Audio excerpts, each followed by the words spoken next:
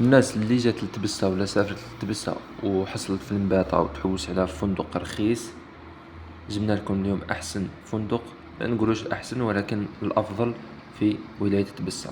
هذا فندق كاراكالا، رخيص ونظيف، جاي في وسط البلاد، في باب الزواتين. يعني أي طاكسي تقول له اديني الفندق كاراكالا ولا حطني في باب الزواتين قدام محطة بوشبكة، يديك ليه مباشرة، هو معروف. الفندق هذا ها هو دوك نوريولك لاشومبر تاعو من الداخل. هاي لاشومبر تاعو مليحة، فيها زوج سرات.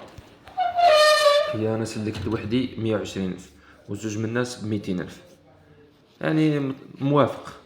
ها فيه زوج سرة، فيه منا وين تغسل وجهك، طوالات حاشاكم ما كانش، تلقاها برا. هذه هي غرفة عادية قسم 120 ألف تاعها. ها نظيفة.